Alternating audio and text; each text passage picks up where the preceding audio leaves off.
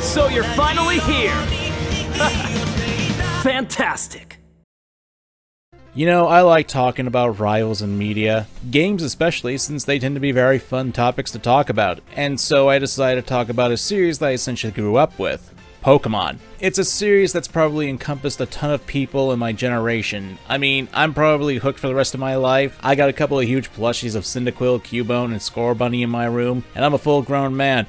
Help me! While my existential crisis is looming over my soul, I figured we'd take some time and really talk about rivals again, since the last time I did, well, you guys seem to really like that. And hey, I got a lot of people telling me they'd love for me to cover our rivals in games. Hell, some people got mad at me for not actually covering Kiryu and Majima in the Yakuza games. Guys, I would, but YouTube hates me whenever I talk about the RGG Studio games. But hey, if we get enough support on this video, I'll be glad to talk about more rivals in general. Still, we've got the topic of Pokemon rivals, so let's dive in, shall we? Pokemon rivals are a staple in the games. They're here to challenge you as a player, to make you better, and to act as a narrative tool with the motivation. Sometimes they're good, other times they're bad, but what makes a good or bad Pokemon rival? Well, let's get into that today, shall we?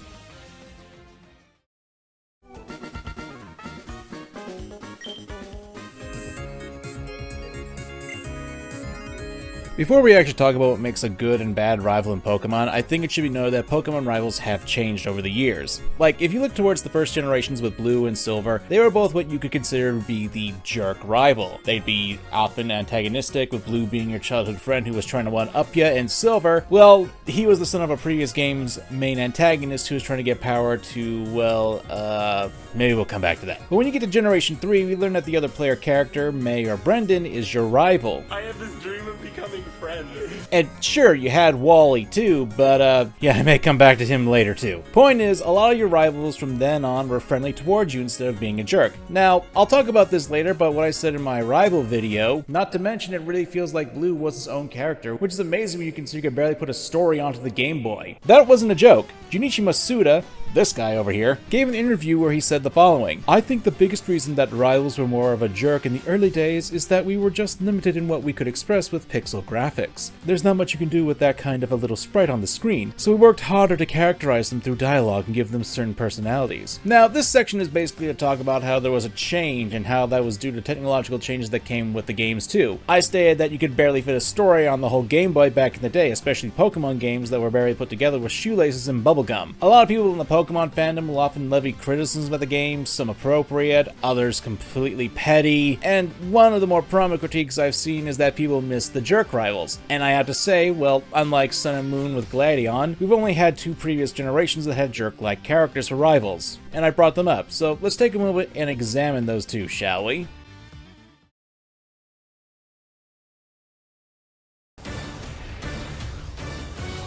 Just you wait, Elite Four. The greatest Pokemon trainer in the world?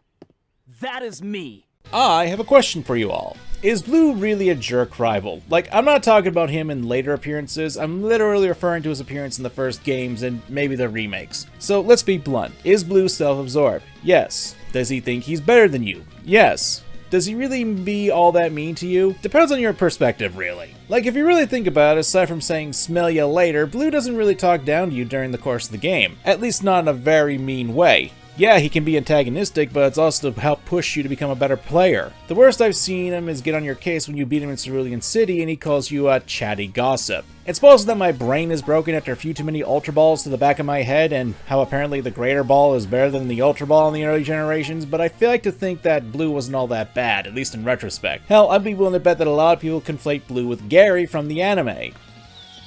Gary was here. And hey, fair enough, but that doesn't really correlate to the games themselves, but Gary is still a rival and a bit of a jerk in the early game. Nowadays, Gary seems to have pulled his life together. I mean, after being stuck in a time loop for about 20 years, it'd be strange if he didn't, even if Ash managed to become a champion of Olola in that time, so bravo on that. Then you have Silver, the kid who physically assaults you. Oh! Oh my god, the call! So, aside from getting assaulted, Silver does fit the mold of what makes a jerk rival in Pokemon. He steals his starter, he's constantly putting you down, he's the son of Giovanni, but does that make him a good rival? Like, if we're talking about motivation to beat him, then totally. I can totally see an argument for that, since he's a jerk who actually punched you in the gut, and if we're talking Heart Gold and Soul Silver, he rips your clothes off! But to me, as a rival, he's kind of flat. I know I probably said something akin to me assaulting Hao as a rival, but yes, he gives you motivation to beat him, but his overall story is probably weaker than Blue's. Silver starts off as a jerk, he gets his tail handed to him, learns that the power of friendship to become a better person and to become stronger is necessary, barely, but still acts rather snobbish towards you. Really, a lot more fondness for Silver comes from Heart Gold and Soul Silver remakes, where you can get a chance to learn more about his past and why he is the way he is. And I can appreciate that, but we're talking about the original. But I never really saw him as that intriguing of a rival character, and I know that's a controversial opinion to have in the Pokemon fandom, but I can't help the way I feel, you know?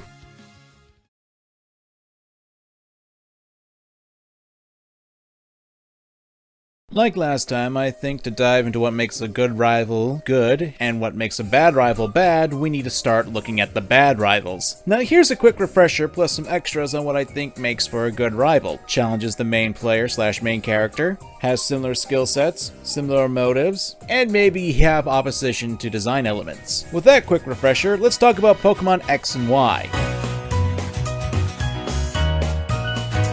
I'm gonna be straight up. If you want my opinion on what the weakest generation is of Pokemon, it's the 6th one. Like, I have so many issues with it, and it's probably why I don't think Sword and Shield are the absolute worst in the series, despite their obvious flaws. Lysandaroth, you are behind all this? One of the biggest issues in X and Y are the rivals you have, and you can barely even call them rivals. Like, let's list them off. Callum and Serena, the other player character you didn't choose. Shauna, Terreno, and Trevor.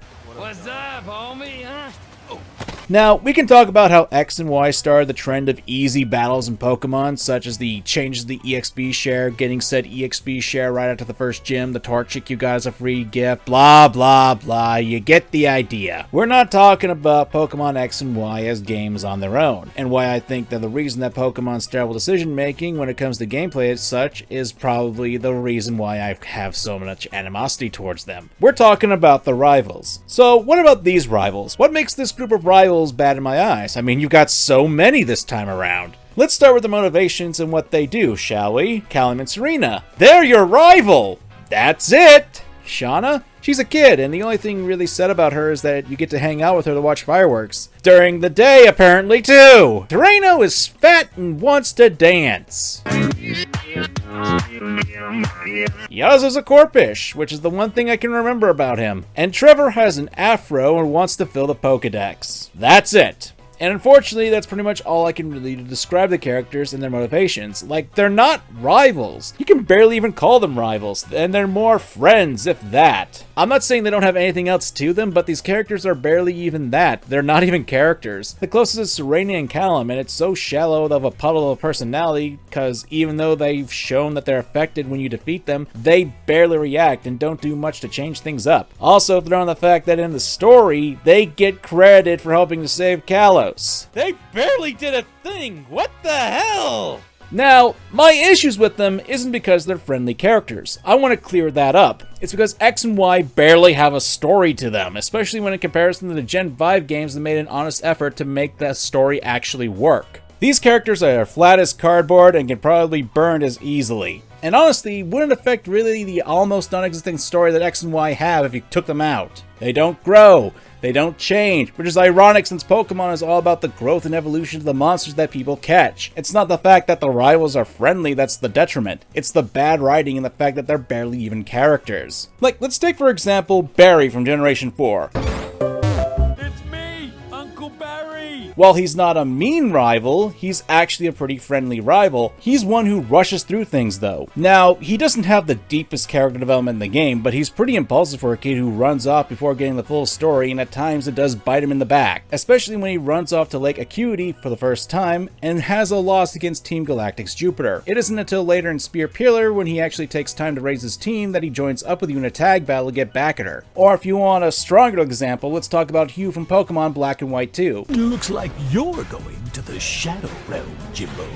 Oh, it's just down the street. He's a more friendly rival, if not more passionate about getting his little sister's Pokemon back from Team Plasma, who stole it from her 2 years ago in the original story of Black and White. This alone gives him much more dynamic motives and reason to actually challenge the player, and that's to make sure that you're ready to face off against Team Plasma with him. Again, it's not the most dynamic, but it's a lot more than what you could say for the Gen 6 rivals. But there's also a little bit of weakness there because it can get a little tiresome. So the issue isn't exactly that the characters aren't jerks or that they aren't antagonistic towards you, it's that the writing in Pokemon isn't all that strong. Like, not for naught, Pokemon's lore is fleshed out greatly, but Pokemon's storytelling, especially in the more recent entries, hasn't been all that great in my opinion. So in that case, let's talk about good rivals, shall we?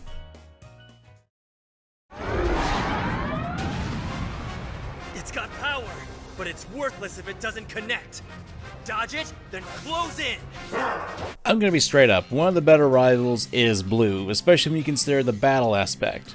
With real props to Pokemon Yellow for actually being dynamic with Blue's team composition in the late game. For those who don't know, in Pokemon Yellow, Blue gets his hands on an Eevee, and depending on how the first 2 battles you have with Blue go, you'll have his Eevee evolve into a Jolteon, Flareon, or Vaporeon. If you lose both battles, Blue gets cocky and uses the evolution that's weak to your Pikachu, Vaporeon. But if you win both, he actually puts more effort into his team that allows him to have a Jolteon, a Pokemon that has resistance to your Pikachu. Flareon if you win one match and lose the other or skip the second battle altogether. This happens to be a really dynamic way for the battle system to work with the rivalry.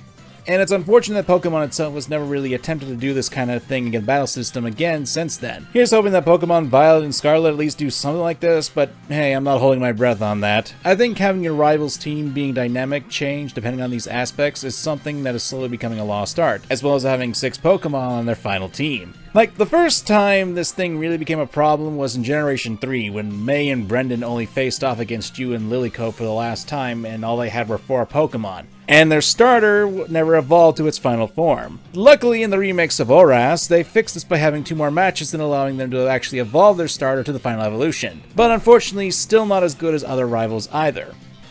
Hell, I brought up Wally, the secondary rival that's in Gen 3 in its remakes, and while from a narrative and symbolic perspective I could see him as a good rival, the fact that he shows up so little and you barely have any battles with the poor kid, I have a hard time believing that he is a rival, especially when his first battle he just has routes. Meanwhile, I feel bad because I'm beating up this poor kid with breathing issues because I have a team of 6 Pokemon and he only has 1. I don't feel that way against the rivals in Black and White in the sequel series. Like, Sharon may not have a dynamic team building like Blue did, with the only changes being his starter and Elemental Monkey, but what he does do is actually use held items, where every member of his team actually has a held item to help it battle. Same thing with Hugh. Hell, I'd be a little remiss if I didn't bring up N for Pokemon Black, White too, because while he's not exactly a rival in those games to your character, his team composition changes with the season, and while some of his teams are of the monotype, they at least have a good synergy as they use the weather conditions for a basis for his team's elemental strategy. I think more rivals should do that. Evolve their teams outside of just having a bare minimum of elemental advantage, or disadvantage as it is nowadays. I just wish that rivals would at the very least keep using held items in battle and eventually have a full team of 6 Pokemon. I'm not saying that to keep changing their team every time you battle them, but there should be a lot more dynamic team composition going on. Because Pokemon can be really good with its storytelling with game mechanics. Like, take for example, Silver, how his Golbat evolves into a Crobat, and if you're not aware, Crobat can only evolve from Golbat if its friendship is raised high enough. That sort of thing can really do a lot for a storytelling of a character in game, and it's honestly kind of lacking in a lot of more recent Pokemon games. I'm not saying it's impossible to do this. Hell, look towards Gladion and Hop as well. While I don't think they're all that strong as rivals, they do things with their teams to help reflect their character throughout the story, and it's done through the battle system.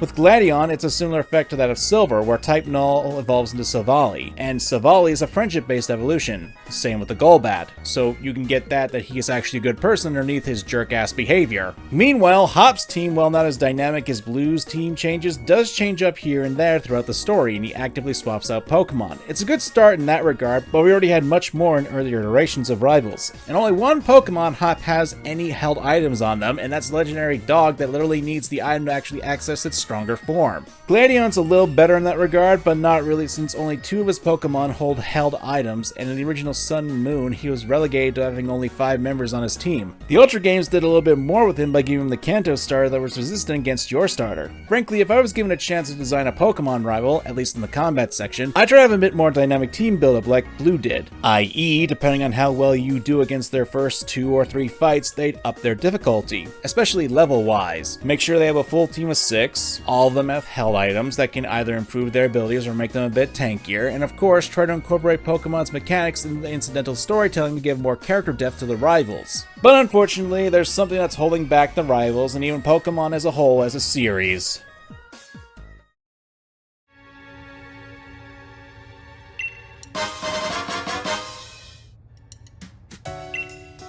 This isn't a new topic, not even for this channel, but there's one thing that is ultimately holding back the rivals of Pokemon, and even more so, Pokemon itself as a series.